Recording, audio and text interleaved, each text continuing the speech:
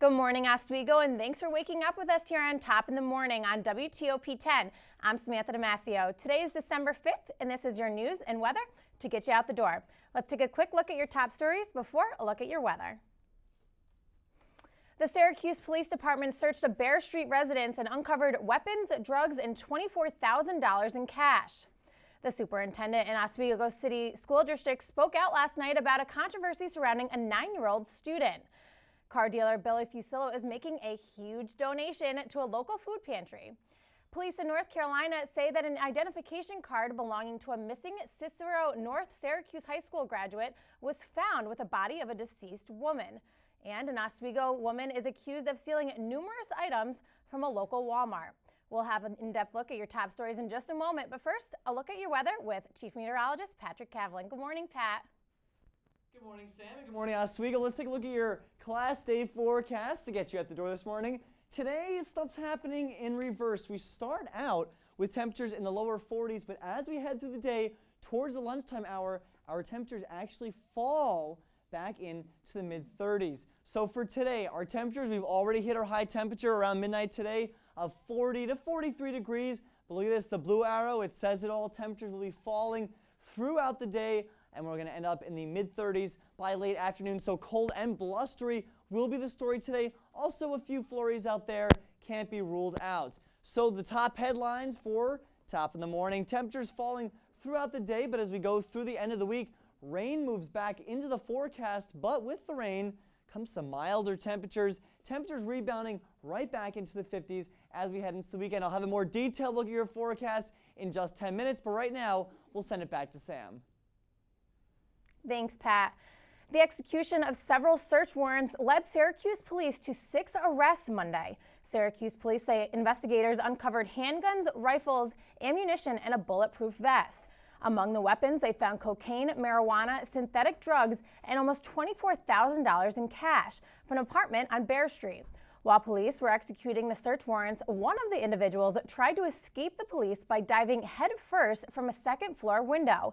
He was taken to Upstate Medical to be treated and later taken into custody. The 6 individuals were booked on a total of 44 felony, 27 misdemeanor, and 6 violation charges. Oswego City School District Superintendent William Chris spoke out last night about a controversy surrounding a 9-year-old student. The student is accused of sexually assaulting his classmates. Parents have accused the school district of not taking appropriate action to ensure the safety of children and filed an online petition. Parents Emily Miner and Felicia Weber say the district has now moved the 9-year-old into Fitzhugh Park Elementary, which their children attend. Miner and Weber both spoke at the Oswego Board of Education meeting last night. Miner asked the school district to give her some answers about what was being done to keep children safe. Chris told parents that he could not discuss the specifics due to the Family Education Rights and Privacy Act. However, he did say that the district is aware of the situation and is working to provide a safe environment. And while watching the morning news yesterday, one story in particular pulled at the heartstrings of car dealer Billy Fusillo. The Assumption Food Pantry on Syracuse's north side may not be able to help out the hundreds of families it serves. The pantry needs thousands of dollars so it doesn't have to close at the end of the year. Billy Fusillo and his son were touched by the story and they decided to donate up to $50,000. They are urging Central New Yorkers to give and will match donations up to that amount. Just 3 years ago, 135 families were registered to receive food each month, but has grown to now serve 900 families. If the pantry can't stay open, all 900 families would be without the help they rely on. The food pantry is one of the oldest in Central New York and has been helping the needy since the 1860s. To donate, visit the Church of Assumption's website. And police in North Carolina say that an identification card belonging to a missing Cicero North Syracuse High School graduate was found with the body of a deceased woman. Police cautioned, however, that the body still has not positively been identified. On Monday, the Belmont Police Department announced that it had found a car registered to Elizabeth Stronger, who has been reported missing on October 14th when she left her shift at a local Walmart. And an Oswego woman has been accused of stealing numerous items, including video games and DVDs, from a Walmart store in the town of Granby. The Oswego County Sheriff's Office charged 53-year-old Bonnie Sacco of East Cayuga Street with burglary in the 3rd degree, misdemeanor, and trespass. Sheriff's deputies say Sacco entered the store in Granby and stole Xbox games, DVDs, a handbag, a Go phone, a minutes card for the phone, and a charm. She was arraigned in the town of Granby court and taken to the Oswego County Correctional Facility in lieu of $2,500 cash bail or $5,000 bond. She is scheduled to return in court on December 10th. We're going to take a quick break, but when we come back, we'll take a look at your national news. Stay with us. This is WTOP, Top of the Morning, Christmas edition.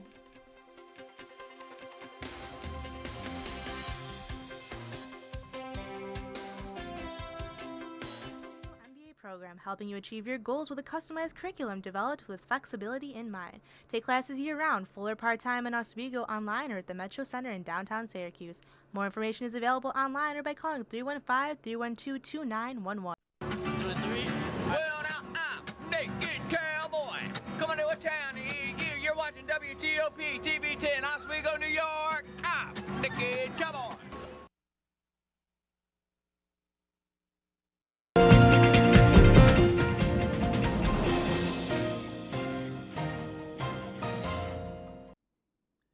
Last night, Lori Capricuzzi scored 2 goals on Aliyah Brianlove.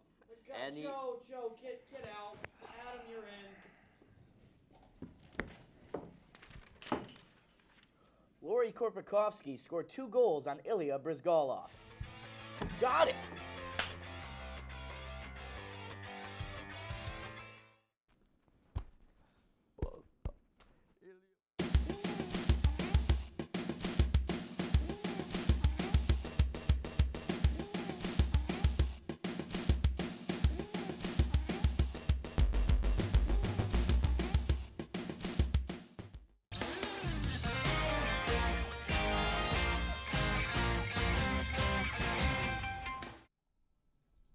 Welcome back. Turning to national news now, New York police may be closing in on a suspect in a subway killing. Ed Payne has the story. Police were questioning a man they say implicated himself in the death of a New York subway passenger. 58-year-old Ki-Suk Han was pushed from a subway platform near Times Square Monday afternoon and killed by an oncoming train. New York City Police Commissioner Ray Kelly says they are getting input from riders who were in the station at the time. We have a witness that says there was a shoving or a push, depends on how you characterize it. It all apparently started with an argument. Take your over there. New York police obtained this video which shows the victim, whose face is obscured here, right before he was shoved onto the track. MTA worker Nigel Grant says some riders tried to get the conductor's attention as the train came into the station. I see people trying to flag the train down before the train get to him. The train finally came to a stop about 3/4 of the way into the station. Patrick Gomez says everyone was stunned. We're just standing in fear and shock, not knowing what's really going on. Some people started running out of the platform. Other people just stood there and really didn't know what was going on. Witnesses say Han frantically tried to climb back onto the platform as the train barreled into the station. His efforts were in vain. He was struck and killed by the train. I'm Ed Payne reporting. Dozens of Brazilian police officers are under arrest. More than 60 officers are accused of taking bribes from drug traffickers. They were allegedly being paid to turn a blind eye to criminal activity in a Rio de Janeiro state. Brazil has ramped up efforts to crush drug gangs before it hosts the World Cup 2 years from now and the Olympic Games in 2016. Despite international pressure, Israel insists it will not abandon plans for new settlements on the West Bank. CNN's Frederick Plankin has been spending time around the construction zone. He talked with people who welcome Israel's plan and those who condemn it. These barren hills outside Jerusalem are the center of the international uproar. The area is called E1 in the West Bank, where Israel says it's planning to construct a settlement neighborhood. The land is already developed with power lines, roads, and a functioning police station. A few miles away in the Palestinian town of Ezeriya, people say the new settlement construction would be catastrophic. Taxi driver Atala Titi believes it would make it almost impossible for him to get to many towns in the West Bank. If they build this settlement and close off our roads, it will mean that my trip from Hebron to Jericho would take between 5 hours and a whole day, he says. The construction here would essentially be an expansion of Ma'ala Adumim, one of the largest Israeli settlements in the West Bank. Israel announced the construction of some 3,000 homes in the West Bank and East Jerusalem as a punitive measure after Palestinians won a bid for upgraded status at the UN. Building here would link the Ma'ala Adumim settlement with Jerusalem, a move the Palestinians say would essentially cut the West Bank in half and cut them off from what they hope will be the capital of any future Palestinian state, East Jerusalem. There is no chance for a Palestinian state. It's impossible. I mean, anyone who would look at the maps, look at the geography, will know exactly that this decision means that no more two-state solution.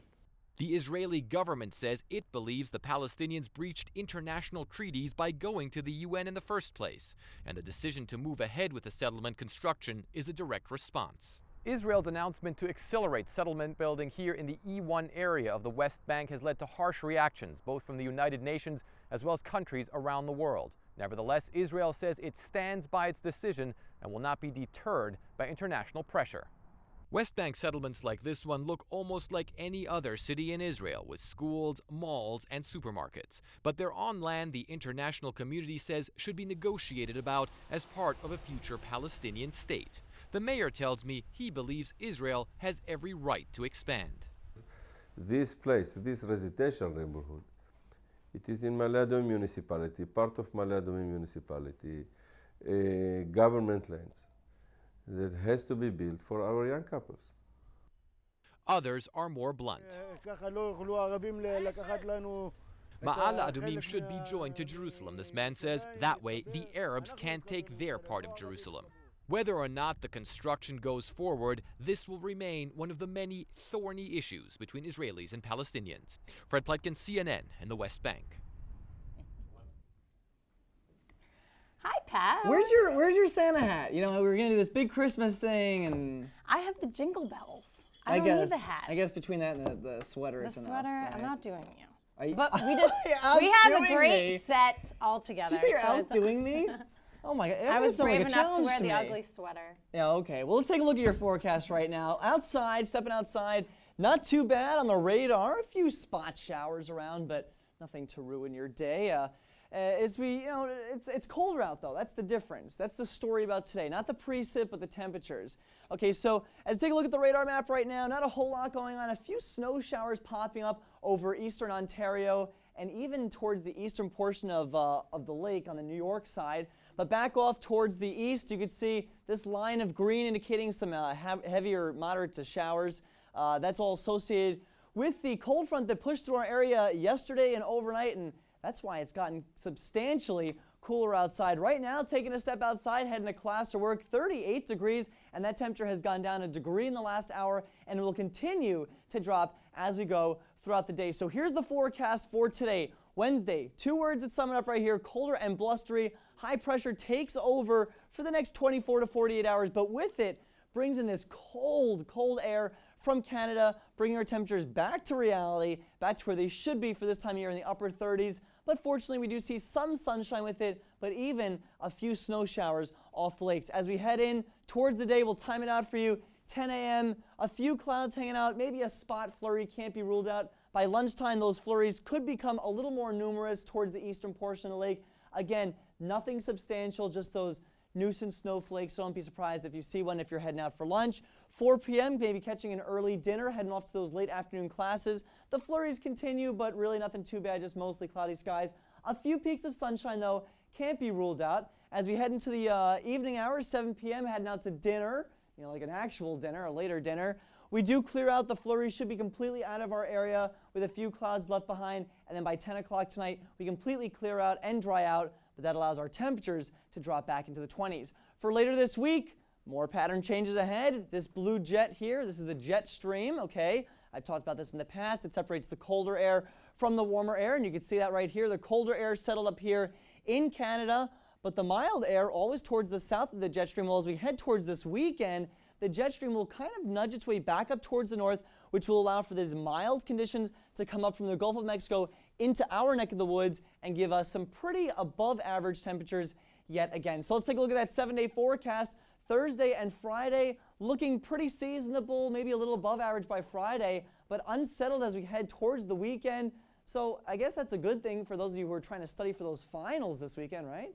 At least it won't be nice outside. But our temperatures do moderate as we go into the weekend and to the beginning part of next week into the mid-40s. But honestly, I think we could even nudge a few numbers into the upper 40s to lower 50s. So, all right, well, I'm not complaining about the warm weather, but it's a little tough to get into the Christmas spirit when I'm in a short sleeve shirt walking to my car. It is, especially, especially when we just had snow just a matter of a few days ago. I mean, it was... And I mean, it accumulates at night, but when you wake up in the morning, it's all gone. You'd never know. Yeah, and also a quick note about these warm temperatures. Yesterday, Syracuse broke its record. Yes. I believe it's the old record, or at least for Fulton, the old record was like 64, and they hit 68. Here on the Oswego campus yesterday, we hit 69.4 degrees, which is just, it's like unheard of for the beginning of December. So back to reality today and for the rest of the week before we get another warm-up this weekend. All right, well, we're sure enough in the spirit here today, so that's all that matters.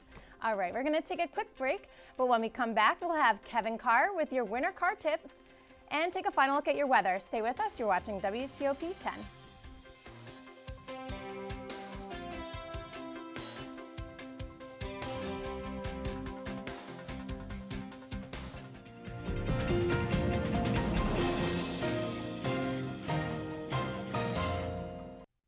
Get your Smokey on. If you see someone in danger of starting a wildfire, step in and make a difference. Because 9 out of 10 wildfires can be prevented. Only you can prevent wildfires.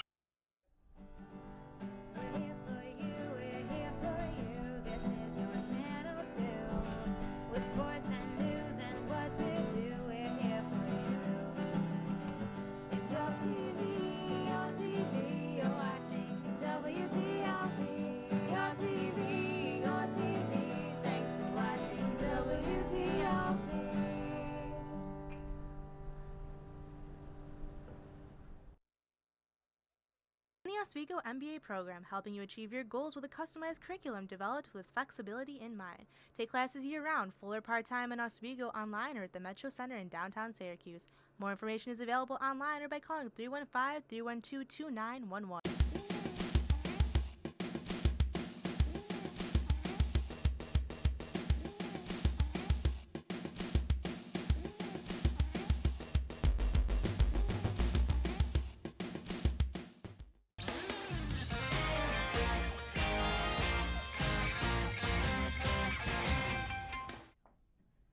And now here's Kevin Carr with how to stay safe on the roads this winter season. The roads may be clear right now, but pretty soon they will be covered in snow and ice. Winter is coming in Oswego, and it's coming quickly. Which brings a question: what can you do to make sure you're prepared for driving this winter? Here are a few simple tips to help make your winter commute a bit safer. First, make sure your headlights and taillights are working properly.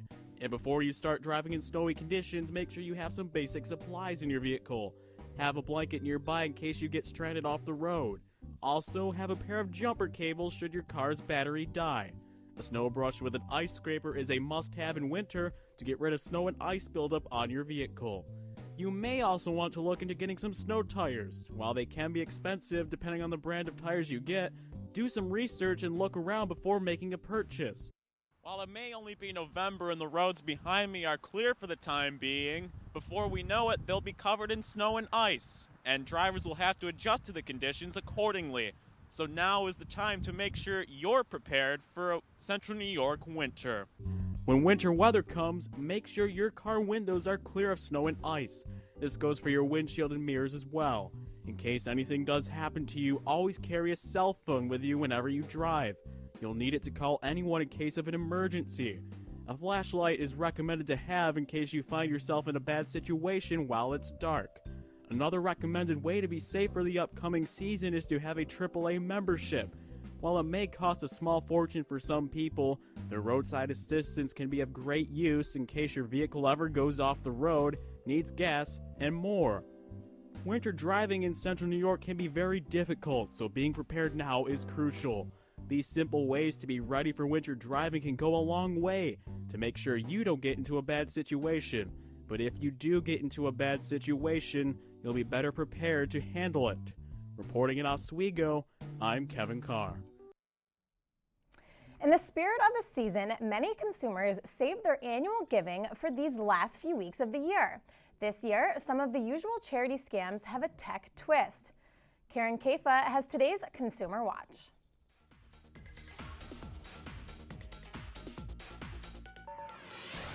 The holiday season isn't only about giving to family and friends, it's also a popular time to give to others in need. Unfortunately, scammers can prey on that generosity, so it's worth a few key reminders. Mapping out a strategy for holiday giving and setting a budget can make a consumer less susceptible to high-pressure pitches that could amount to scams. Do research to make sure a group hits its philanthropic goals. Check out the charity's financial health, its transparency, and its track record through a website like the Better Business Bureau or Charity Navigator. For clothing or food, make sure a charity has the resources to accept and distribute those donations. And be wary of unsolicited phone calls and emails from unfamiliar charities. And with more consumers doing commerce with their smartphones, smishing has become a hot new area for scammers. That's phishing with text messages or SMS. You wouldn't click on a link in an unsolicited email, so use the same caution with an unsolicited text. For Consumer Watch, I'm Karen Kaifa. All right, another look at that Class Day forecast. If you're heading out the door right now, temperatures started off warm this morning, but they will slide through the day back into the mid-30s. So that's your forecast. We started off high. Don't be fooled by these numbers because temperatures should be in the upper to mid-30s throughout much of the day with blustery conditions. So make sure you bundle up if you're heading out there. And it's all thanks to this high pressure system that is settling in from the upper Great Lakes in the wake of last night's cold front, bringing in those cold, blustery conditions and maybe even a few snow showers right off the lakes. So for the day today, 10 a.m. classes, not looking too bad. A few flurries in the area. They become a little more numerous around 1 p.m., but by 4 o'clock for the afternoon rush home, we're good here. Maybe just a few clouds hanging around. So that 7-day forecast, we're looking pretty good. Temperatures get back into seasonal range, back into the upper 30s. Yet again, I have put in the wrong 5-day forecast graphic. You know, I have a bad habit of doing that. We'll have the right one for you though at the end of the show. Sorry about that. But temperatures, they remain seasonal in the upper 30s, but they moderate going into the weekend, topping out in the low 50s. All right, sounds like a little bit like last week. We had a warmer weekend. Exactly. That seems to be the pattern that we're in. Cold weeks, warm weekends. Hey, I'll take it. Yeah, enjoy the outdoors. All right. All right. Well, we're going to take one quick last break, but when we come back, we'll look at some expensive Christmas trees, Capitol Hill's Christmas tree, and how the White House is now edible. Stay tuned. You're watching WTOP Top in the Morning.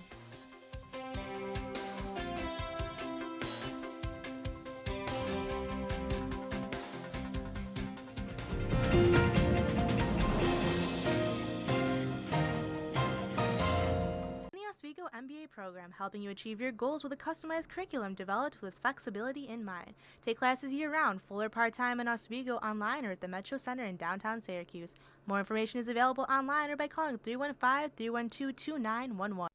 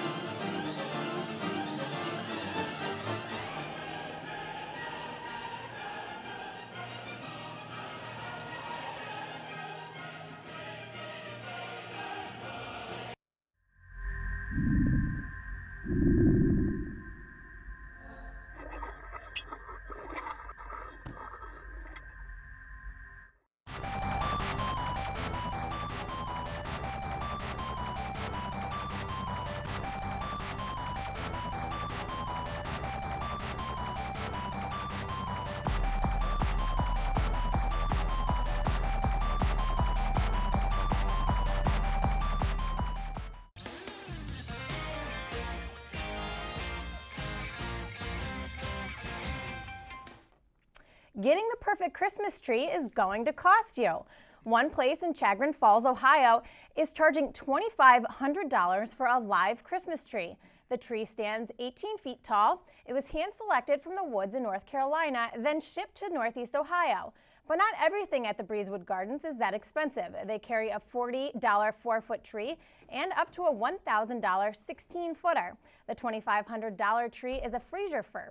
Folks at the tree farm say the Fraser fir is the most popular because it smells the best.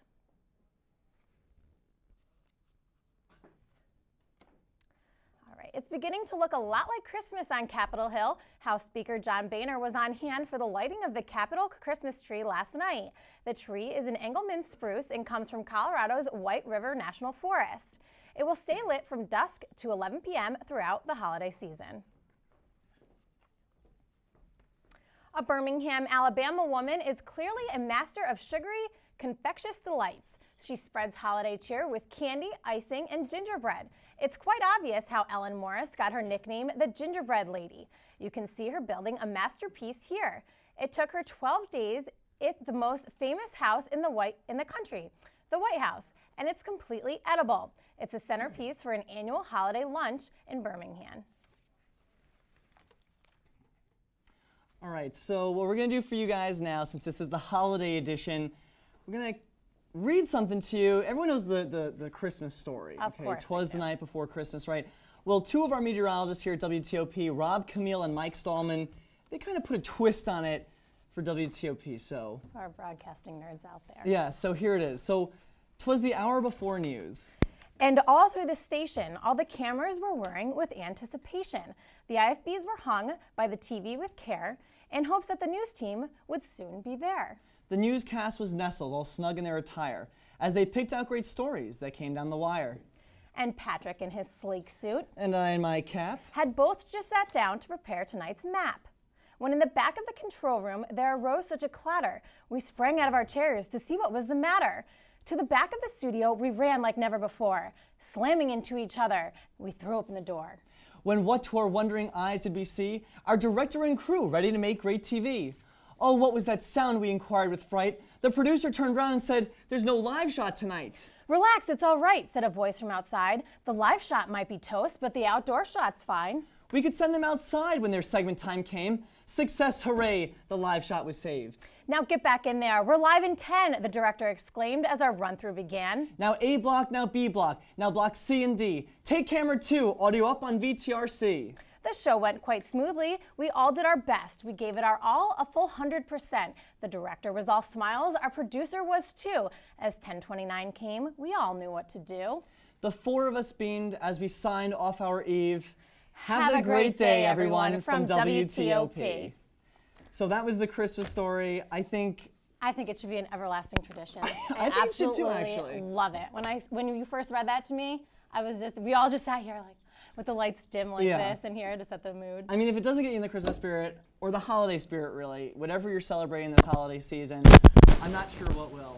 And I'm glad we had the opportunity to read. I'm glad I had the opportunity to do morning news with you this semester. It has been so much fun, Pat. Yeah, it really has, especially with our decorating. Yeah, I mean, and for those of you who aren't, in the loop with this, and this is the first time that we've done morning news here in quite some time, so this was like another start to it, and I think it went pretty well. And we'll actually be expanding it next semester, so you'll be able to tune in Monday, Wednesday, and Friday next semester at 8:30 every. And we'll have a bit more talent. We'll have some segment. And I don't know if we're going to be doing your financial report. Or they're going to take on their own kind of segment, entertainment or anything of that interest. But there will be 4 talent here and a bit more lengthy. But I think it'll be nice. We're starting to get into this, and it's the real life, and we're prepping ourselves for waking up. It's not exactly 1:30 in the morning, but getting up at 5:30 in the morning is a big deal for a college student. Yeah, it's also not the end of the day like we're used to here. But I think it's going to be good, and I really look forward to see what next semester has in store for this show and for the rest of the station. All right. That will do it for us here on WTOP. Thanks for waking up with us for our Christmas edition and our final morning broadcast for this semester. I'm Samantha Damasio. And I'm Patrick Havlin. Have a great Wednesday. And we'll see you right here again tonight at 10 o'clock. Happy holidays from all of us here at Top of the Morning.